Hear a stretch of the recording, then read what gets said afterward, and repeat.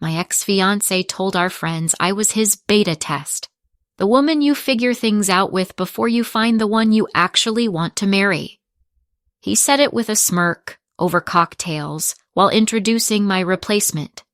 He thought he was being clever, witty. He thought he was ending my story, but all he did was give me the opening line to a much better one. So, while he was building a new life with his shiny new girlfriend in their dream apartment, I was buying the building it was in. My name is on the deed to his perfect home, and now he's just the guy in 12B who's late on his rent. This is how you turn a backhanded compliment into a blueprint for revenge. My name is Anya Vance. I'm 38 now, but this story begins when I was 36. For a decade, my entire personality was Liam's girlfriend. Liam Sterling, the boy genius founder of the tech startup Nexus. He was the sun, and everyone, including me, was expected to orbit him. We met when I was a junior marketing executive at a firm he'd hired for a small project. He was charming, relentless, and sold me a dream of changing the world from a garage. I fell for it. I fell for him. Soon, my marketing career was a side note. My real, unpaid 24/7 job was him. I wasn't just a supportive girlfriend. I was a co-founder in everything but name. When his first seed investor pulled out, it was my inheritance from my grandmother that kept the lights on. The business plan that secured his first 7-figure check. I wrote it, polished it, and coached him for 3 sleepless nights on how to present it. His company was built on my strategies, my money, and my unwavering belief in him. We weren't just a couple. We were an entity. His success was meant to be our success. It turns out, my name was just written in pencil, ready to be erased. The end didn't come with a bang. There was no dramatic fight, no tearful confession. It happened under the cold, sterile fluorescent lights of a high-end appliance store on a Saturday afternoon.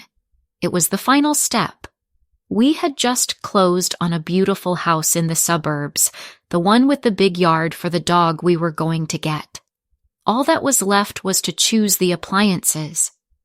I was debating the merits of a double oven range, picturing future Thanksgiving dinners, when I realized Liam hadn't said a word in 10 minutes. He was just leaning against a sub-zero refrigerator, smiling down at his phone.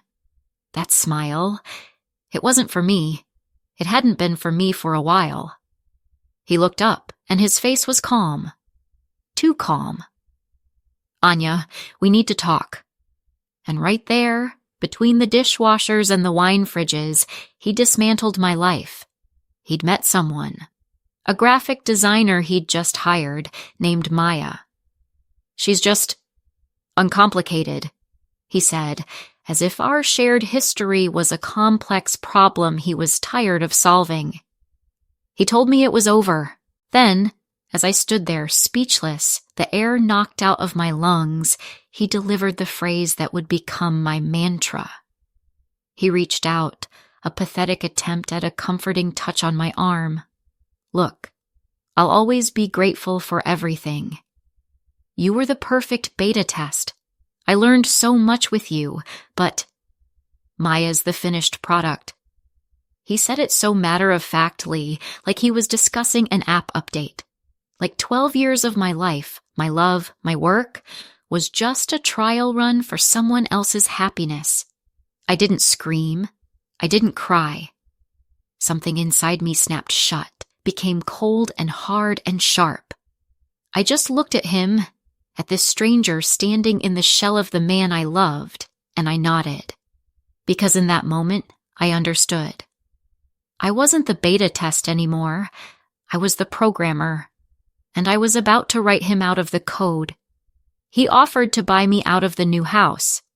It was a lowball offer, an insult disguised as generosity. I took it without a fight. He saw it as weakness, as me rolling over in defeat. It was the first of his many miscalculations. While he and Maya were picking out paint colors and posting Instagram stories of their new life, #Tag New Beginnings, I was moving into a stark, minimalist corporate apartment. It was a place with no memories, which was exactly what I needed. I turned the second bedroom into my command center. On one wall, I hung a giant whiteboard. In the center, I wrote his name. On another, the name of his company, Nexus. While they were hosting housewarming parties, I was on encrypted calls with private investigators. While they were sleeping in the master bedroom that should have been mine, I was awake until 4 a.m., poring over every line of Nexus's corporate filings, every investor report, every interview he'd ever given. He thought I was heartbroken. I was. But my heartbreak was quickly crystallizing into cold, calculated rage. I didn't just want to move on. I wanted to win. The war started quietly. The first battle was for his funding. Nexus was on the verge of its Series C funding round, the one that would have valued the company at nearly $1 billion. It was all he could talk about for the last year. He was courting a notoriously aggressive venture capital firm run by a man named Marcus Thorne. Liam was arrogant. He thought it was a sure thing. Attack. He scheduled the final pitch meeting. Counterattack. I knew something no one else did. Years ago, to secure a crucial early contract, Liam had agreed to a key person clause that was unusually restrictive.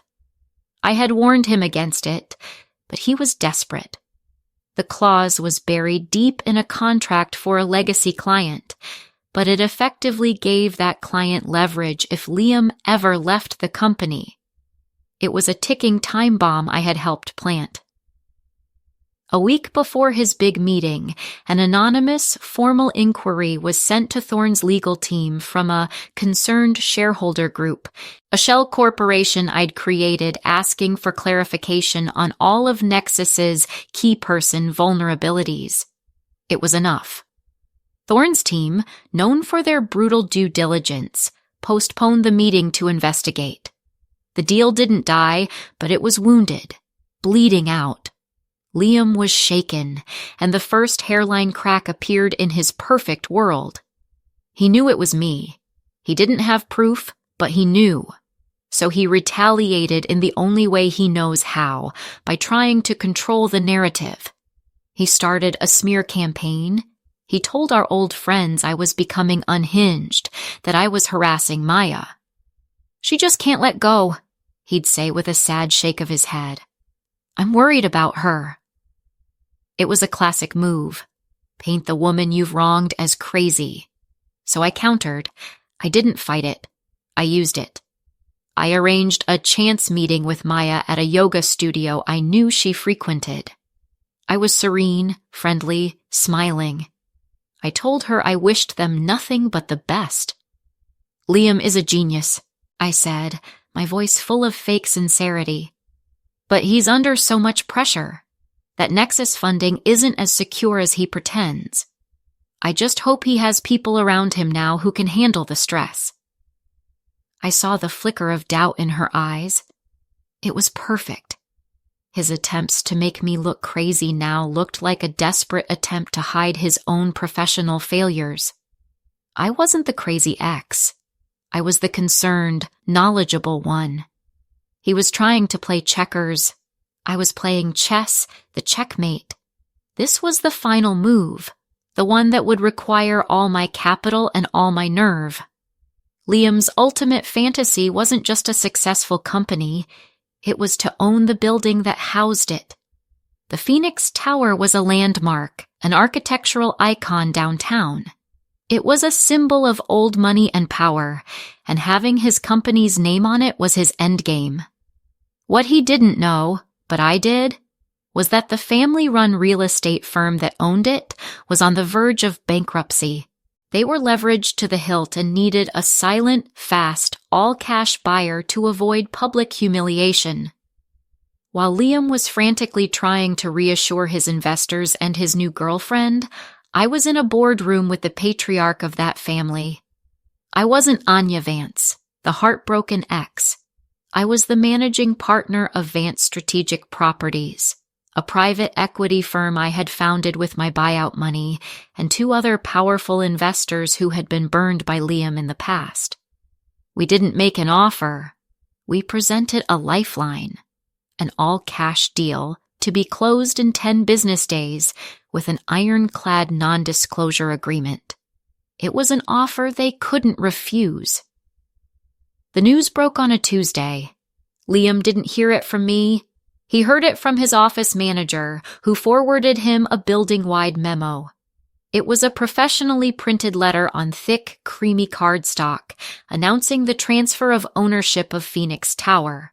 I can picture him now, scanning the letter impatiently, his mind on his funding problems, and then seeing the name of the new ownership group at the bottom, Vance Strategic Properties. I imagine a moment of confusion, then dawning horror as he saw the signature of the new owner on the bottom of the page, an elegant, familiar A. Vance. I had his company's lease. I had his dream. Funny thing is, he's still there. Nexus had just signed a new 10-year lease a few months before he left me. A lease that is now my asset. He is legally bound to wire 7 figures into my bank account every single quarter for the next 9 years. He has to walk into the lobby every morning and see my family name carved into the marble directory. He called me a beta test. He forgot that the beta test knows where all the bugs are buried. He forgot that the beta test knows how the whole system works. Now, this beta test owns the building, the server, and the man who thought he was finished with her. Last week, he sent me a formal request to have 2 additional parking spaces in the executive garage. I had my new property manager deny it, citing, of course, a lack of availability.